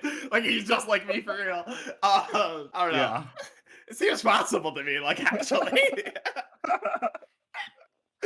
Right? Because that was the thing with him, that he did, like, write some other shit first to prepare the public for, like, Remembrance of Earth's Past, right? I mean, yeah, specifically Ball Lightning. Yeah. So, like, I don't know. I could definitely imagine that this thought being in his mind writing this book. And it's like, it's also just crazy, like, how much better, like, each of his novels are than the previous one. Mm-hmm. Like, his first novel, Supernova Era, it's, like, not that good. Mm-hmm. And, like, Ball Lightning is, like, pretty good, I would say. Like, it's decent, but, like, it's like, so much, it's, like, definitely worse than Three Body, and so on and so on. Like he does kind of, it does kind of feel like he's like charging up, Yeah. I think he's pretty aware of this as well. But yeah. Yeah. So, sort of connected to this feeling, or at least an earlier version the article was like more directly on this, but you did recently write this article on Antimemetics Division that was also related to this sense of wonder feeling. So, want to talk a little bit about that? Right. So, I mean, writing this essay was probably kind of a mistake. Not that it was a bad essay, but kind of my thought process for writing this essay was like, wow, Antimemetics just dropped a new edition. Because at the time of writing, like, this was actually true, and it wasn't like a few months ago. I was like, I should write an article about it. I wasn't exactly sure what the article was going to be. I just knew that it was going to be about antimemetics. And then I was kind of just having like other thoughts about sci-fi, especially as it relates to this Cixin Liu essay, like going around my head. And I'm like, you know what? I'm just going to write it. And I ended up just writing kind of like a bunch of different essays that were like sort of incoherent, but in the right vibe space. I was just like, oh, the sense of wonder, antimemetics, the internet, they're all related. They kind of weren't all related, actually. They weren't really all that related. But I did come out with a more coherent thesis in the end, which is basically the fact that antimemetics represents a sort of unique sense of wonder relating to the internet that is replicated in part, but not entirely, by this new print edition, and how that is and like what that means for the future of sci-fi like this, like digital native sci-fi. Now, for some context, if you haven't read the essay, there is no Antimemetics Division by Quantum. Is this, how should I describe this? It's an outgrowth of this fictional universe called SCP Foundation, which, long story short, is this fictional universe in which this fictional organization tries to protect the world from dangerous artifacts, logs all of these various like containment procedures for the dangerous artifacts that they have come across, and occasionally write stories about them. And the particular story that Quantum is writing about, he was one of the contributors to this project, was anti-memes, which are entities that actually erase your memory of them ever having existed. And so they're like super mega dangerous because you'll encounter them and they'll be as dangerous as they are, only you can't even remember that they exist. And it's also like you can't really progress in your efforts to fight them because every successive generation of people may die, or they may just like lose all of their knowledge about these things. And so what ends up happening in the story is that there'll be some file that's like very detailed, has all this like really scary stuff about these creatures, and then every like few months someone will rediscover it and they'll just be like, oh fuck, this is really bad. And then they'll just like add a little bit more stuff to the file and they'll like immediately forget about it. And this just keeps going on for like years and years and years, and they keep getting like more and more and more out of their depth in relation to these like powerful antimemetic eldritch horrors. And the story is basically about like, how do you even fight an enemy like that? And they've devised various strategies to actually do battle with these entities, even though it's sort of implied that it's like a bit of a lost cause. And it's told in this very unique format where I would say like the core source material itself is almost like a Wikipedia article. It's like outlining what this is in like very technical prose, like various things about it. And then there's almost like a short story fix-up novel type thing where there are like these plot arcs that are like short stories that are all about this thing, but there's not really like a canon. Like they're kind of like connected and there's sort of a through line between them, but it's more just like pieced together fragments that you can assemble in your own mind. And so Penguin, or I guess Ballantine, took on the rather challenging task of adapting this into like a normal ass novel.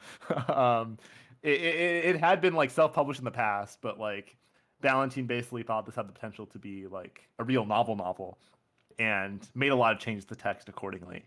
And yeah, I mean, it was pretty interesting to see what they had done with the text. I don't know if you had anything to add about antiemetics, Gordon, in terms of the basic description.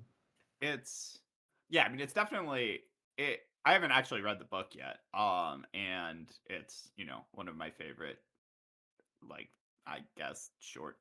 I almost view the online thing as more of a short story collection, I guess, than a book, but it's not really even exactly that either. I mean, it's like a fix-up novel, right? I feel like it's kind of like the Martian Chronicles.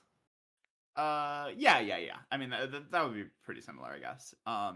But I'd say like less of a clear through line even. I mean, like there's a through line, it's but the like Martian Chronicles before it's been fixed up. yeah. The to be fixed up novel. Yeah. But yeah, I mean, it's very much in its environment. Like, I don't know, just being on like SCP Foundation, like wiki, it's like something about it, like I don't know, it makes it like more wondrous to come across, I guess. First of all, like there's a lot of like pretty uninteresting stuff there. Like most of these tales and stuff on SCP, most of the actually wiki articles are like pretty good. Like the SCPs themselves are often pretty interesting. I mean, a lot of them are pretty bad, but some of them are like quite good. But the tales in general, I don't know. I wouldn't write home about them.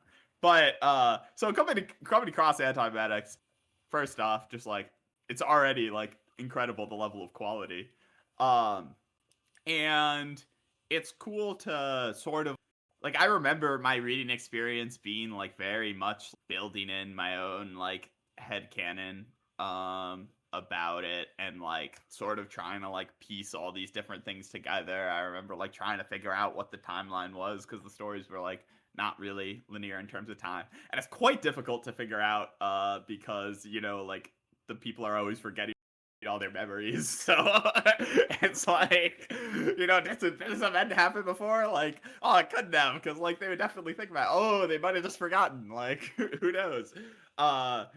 But so I'm interested to see how it'll be in a more streamlined form. But I guess from my perspective, like I can't imagine there's not something lost, sort of, at least.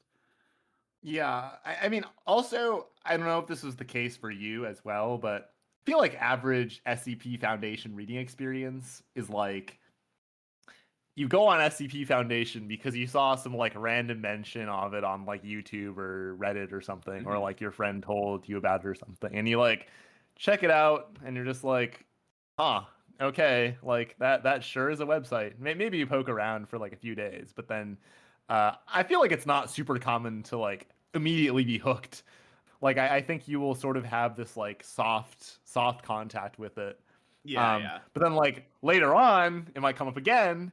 And then like again, maybe later on. And I think that when I was finally introduced to antiemetics, this was maybe in like a couple of years after I had encountered the story originally, or the site originally.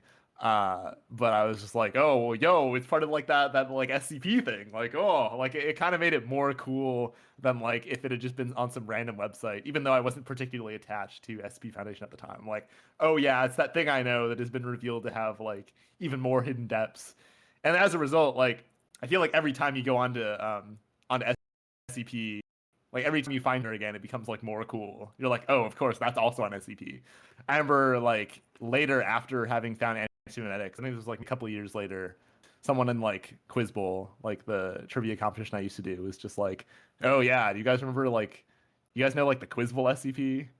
And we're just like, no, what, the Quiz Bowl? And then we just like go on there, and there's like some SCP about like Quiz Bowl. It's not very good, but like it's existing. And then we're just chucking out like, oh yeah, do you guys remember that SCP about the one where like it's a videotape of like Ronald Reagan getting like brutally murdered? And we're like, oh no way, the Ronald Reagan SCP? I have not seen the Ronald Reagan SCP. You click on the Ronald Reagan SCP, and you're like, ah, that's whack. And like just like every time it kind of reveals more of itself. And so I think that was another thing that I liked about SCP Foundation too, is that it was kind of this like familiar friend that like every time you come across it kind of becomes like near and dear to you. Yeah, I mean, I think when I read, I mean, I read Antimemetics off of your recommendation. I think like either junior or senior year of high school, but and I didn't really read SCP ahead of time. I definitely come across it though a few times, and I definitely like mainly from like stuff of the sort of like a YouTube video of like top like, 10 scariest things on the internet or some shit like that, you know. And if you're like, oh, SCP, like blah blah blah blah. And I like knew of it as a thing, right? But I kind of like more got into it after Antimemetics because I was like, Antimemetics was like fucking goated. Like, imagine how much shit there is on this site. And as a result, I ended up kind of having the opposite experience where it was like a bit disappointing. Like, some of these SCPs are cool, but I never read another tale that. I mean, I didn't read all that much stuff, but like I definitely like tried poking around and like trying to see like what were supposed to be some good ones and whatnot. But I didn't read another tale like I felt like was nearly the same, like anywhere close to it. It did feel pretty unique in that sense, but I don't know. It was still part of the fabric of it, I guess, and I feel very fondly about it. Mm-hmm. Yeah, so I was kind of conflicted about what I wanted my main take for this essay to be. I think that my main struggle was that I didn't really want to come across as negative. I think that one version of this essay you could write is like, well, like, Ballantine totally ruined antimemetics and it totally sucks now and they should never have done it. But that's really not how I felt. Like I saw it in the bookstore and I was just like, oh, it's pretty cool. They adapted antimemetics, and then I read it, and I'm like, well, that was pretty different from the online version, but it was pretty good. Definitely like, the best thing I've read that has come out in the past couple of years. That's sci-fi. In the bookstore. So like, I wasn't about to just say like, oh, this is just like so terrible that Ballantine has done this hack job, because I feel like the editing choices they made were like pretty good. They actually managed to turn this unwieldy thing into a novel. And there's actually a lot of extra plot added. Like, I would say that the first half of the book is like pretty much just what happens in the online version, like minimally edited. But like the entire back half, like it's pretty long, like compared to the original Quantum stories, which are like just eight stories that are like not that long. And like it's kind of striking how short these stories are. Like I was reading through the actual book and I'm like, oh yeah, I guess that story was only like 6 pages or something. But there's this entire back half of like plot where they're just kind of like going through like the city, and there's like this kind of story of these two characters, and there's some of that's in the original, but it's definitely not nearly as fleshed out. Like there's a lot more nightly action. I mean, to be honest, I don't think this part was as strong as the iconic first half, but it's kind of a hard bar to reach. And like at the end of the day, this is kind of like what made it a novel, as opposed, like this is what fixed up the novel, as opposed to it continuing to be like a sort of ill-defined short story collection. And I also definitely respect that Ballantine took interest in the property. I mean, I definitely want more mainstream sci-fi institutions to notice web fiction, and Ballantine is definitely a mainstream sci-fi institution. So I'm happy that happened. But at the same time, it was kind of a bummer to me that it sort of feels like the ecosystem of SCP Foundation was kind of fossilized in this volume. Like, I don't really think there's as much interest in SCP Foundation as there used to be. Like, there might be a sort of similar number of viewers, but I was looking at like the top SCPs, and I don't think it's like I'm pretty sure it's like the ones that were coming out in like 2014 are still amongst the most iconic of them. It doesn't really feel as cutting edge and cool as it did at the time. And I think in an ideal world, if you release something like Antimemetics now, it would feel kind of dated, because I mean it is dated. It came out like 12 years ago, but the fact that mainstream sci-fi and even like certain parts of mainstream internet sci-fi haven't caught up is kind of a bummer. Like it's kind of a bummer that this still feels as cutting edge as it does when it came out like 12 years ago. So I wanted to explain some of my feelings about how, even though I thought it was really good, I still have mixed feelings about how things turned out, and I can't help but feel that sci-fi, digital sci-fi in particular, could have turned out differently, especially if I'm thinking about my mental state in like 2014. I think if I'm in like 2014, 2016, I'm like imagining now 2026, like the literature, and then I see what it actually is. I'm just like, wow, that's it. Like, you kidding me? Yeah, I mean, it is kind of insane. But Like yeah, I 12 mean, years. yeah. I mean, it's also worth saying with this, it's not like this was some case of like, but also that this was like, you know, getting like adapted away from its roots, like, and like Ballantine was like kind of like doing shady stuff, like Quantum was very like hyped about this and stuff, and I remember looking Yeah. on his like blog and whatnot, and he was just like very happy with this version of the book. He was like, it's like so much better than the or okay, I mean maybe he wasn't that strong because he was like he did say something along the lines of like like I did like it being part of SCP Foundation and stuff, but I do feel like this is like, you know, the best form of the story and stuff, and I'm really proud of it and whatnot. And yeah, I mean, I don't know, it's pretty cool. And I think at the end of the day, I mean, you say this in the essay as well, but like I think the amount of people that are like read this and are like, oh, how dare they like cut blah blah blah, is like dwarfed by the amount of people that was like, whoa, this got like legit published, like for legit, like that's mega cool, you know. And at the end of the day, like, yeah, that's kind of where people are gonna be at. Yeah. I mean, I think my biggest frustration is that it's not really going to funnel people towards web fiction at all. Like I think I had this idea before that it was like, if you thought that was cool, you should read more SCP Foundation or something like that. And I mean, in retrospect, it's like probably people wouldn't even do that in the first place, because I don't really think that most people getting books like that from the bookstore are that interested in web fiction. But also, like, the book was really not like that. Like, I think it was pretty hard to tell that it was based on SCP Foundation at all. Like, if you're just some average reader, like, you're not gonna know. And I guess in my head, I was imagining some version of the book where it's like super interactive, and it's like emulates hypertext in some way and gets you really excited to participate in, like, you know, the collaborative culture of the web. But you know, that's just not happening in our current media environment. Or I was gonna say, I will say, do you think the opposite is true? Because it's not like SCP Foundation is like niche or anything. They're like there's a lot of people there. Do you Yeah. think these people will get funneled into science Well, fiction well, like a well, little bit as a well, result? well, yeah. I mean, that's kind of what I was saying at the end. Is I was saying that, like, the silver lining of this publication is that, like, well, number one, I think it gets people to broaden their horizons about what a sci-fi book in 2026 can be. But also, I think that it can give more people who are like Quantum faith that, like, what they're doing is worthwhile. You know, like, or not just like worthwhile, but like could be something bigger.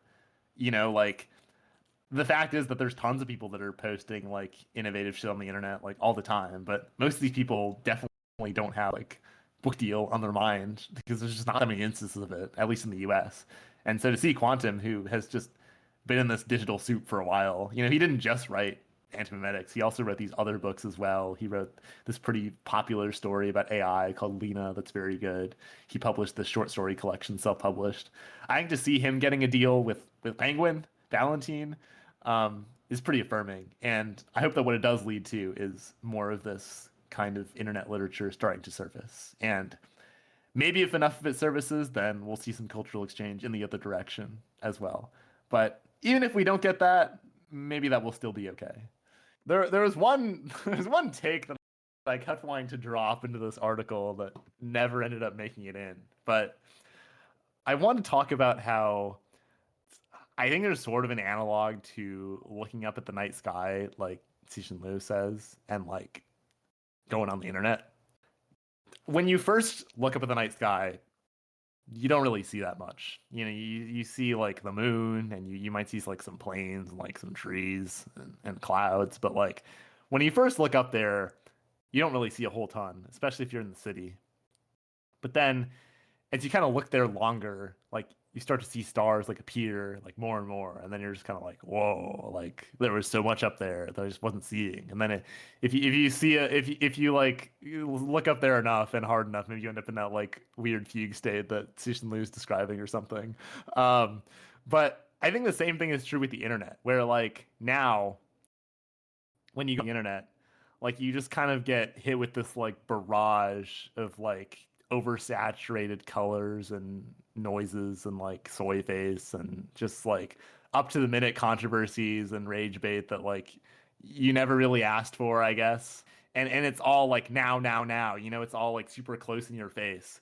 But I think that if you kind of like pick a direction on the internet to look and you just kind of like look and you really keep looking and maybe you follow some links down like a certain direction, not only is what you see going to resolve a bit and become a little bit more meaningful, but it also actually tends to get older, like in my experience. Like I think that as you do link your way through the internet, you actually do go back in time in the same way that like when you look in the night sky, you're kind of looking at the light from like older and older stars. And I thought that was kind of like an interesting analog. Maybe I haven't gotten to the fugue state that Cixin Liu talks about looking up at the night sky, but I've definitely gotten to that fugue state, like going on the internet, you know, like going through like the old Reddit switcheroo or something. I don't know if you know about that, but just like following all those links or do you know that? Yeah. No. What? No. There's like this thing on Reddit where like if someone posts like a picture of two things, like a cat and like a person or something, someone will like and like the original poster make some joke about or make some comment or observation about like one of the two people. The commenter will like say like, oh, did you mean like, or they'll assume that they were talking about like the other person. Basically it's like a joke that gets overused so much that whenever someone makes it on Reddit, someone says it's the old Reddit switcheroo, and then they link it to the last time that someone made that joke. And it used to be that it was just the last time they had seen someone make that joke because it had happened so often. But like eventually like this sort of weird like switcheroo consortium got founded where you actually just like post an official like switcheroo consortium link that will be specially adjusted to go to actually last time someone made this joke on Reddit as determined by the last person to like link to this link. So like every time someone uses this link, it'll like bump it up to the top of the queue, and the next person to link will just like do that. And so you actually just have this unbroken chain of like, I don't know, just like thousands and thousands of times people like making this joke, and it goes like all the way back to like the original switcheroo joke. And like the switcheroo consortium or whatever is tasked with making sure that it's always like a completely unbroken chain, like all the way down to like the original time that someone made the joke and like coined the term. And like I remember this one time I was just like clicking through this for like a couple hours. I was like click, click, click, click, click. And I was like, this is pretty cool. Huh. Yeah. I mean that is pretty crazy. Yeah. Yeah, I mean, there's a sense just in general that I mean, it's not surprising things get old. Like, I don't know, if you link to something in something you post, right? Anywhere or something you write, right? Like that thing has to already exist. So it's like therefore older than the thing. So if you like click links, you are kind of pretty much always going back, like necessarily, which is sort of interesting. I mean, like sometimes obviously you could like link to something that like will get updated more recently, and so it's like sort of not like you're going back. But like in general, like kind of the deeper you go, the further back you'll go, just like as a result of the way just like sourcing stuff kind of works in general. But I also do feel like even outside of that, just like I don't know, the old internet tended to be, or they just like tended to be like a lot more very niche things. So like as a result, as you magnify on some topic, you will often find more stuff earlier on. It's really fun when you get to those super juicy blogs that were made by some like OG crack software engineer with like a bit too much time on their hands. They're just like going off on some rant about like BSD or something. Like I just yeah, the very like crunchy websites that are like, 90s but not like super ugly because they were made by like a software engineer who like kind of knew what they were doing, but also like graphic design wasn't really their passion. I don't know if you know this vibe, but like Yeah, for sure. but I think something that I was trying to do a little bit more explicitly in earlier iterations of this post is to kind of flesh out the sense of wonder as it pertains to the internet and talk about how it mirrors the shift from physical reality to virtual reality that has been taking place over the past few decades. And I eventually decided this take wasn't as interesting. And more importantly, like not as related to antimemetics as I was hoping for. Mhm. But I think it's true that sci-fi, mainstream sci-fi, even mainstream sci-fi that gets adapted in the modern day, uh, reflects the interests of older generations of nerds more than it reflects the interests of current generations of nerds. Because current generations of nerds are way more likely to be interested in like coding than like astrophysics. Like this is kind of just true. And you do not really have that many epic sci-fi movies that are about like coding. I mean, you have like The Matrix, but like The Matrix isn't necessarily like super rigorous about like, you know, coding in the way that like Interstellar is rigorous about like astrophysics. And so I feel like it's hard to get that same kind of current sauce in contemporary sci-fi because a lot of it is like people who I think a lot that you have lot less people who are actually like in it in like, at NASA, like being engineers, like making up the vast majority of sci-fi output. I think you have Mhm. more people who kind of like read sci-fi when they were younger, thought it was cool, and are trying to emulate that. And that's not meant to be a roast of those people, but it's like I think that part of what makes sci-fi feel so vital in like the 50s is that it's kind of close to the metal. You can tell the people who wrote the stuff are also just like these engineering nerds and like that's part of why their writing isn't as good. Like that's part of the charm. Uh, and I think that nowadays, in order to get that, like mainstream sci-fi isn't necessarily where you would look.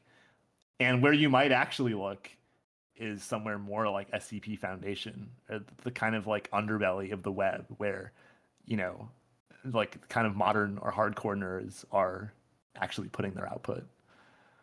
Yeah, that's a pretty good time to wrap things up. Thanks for listening, and we'll see you all next week.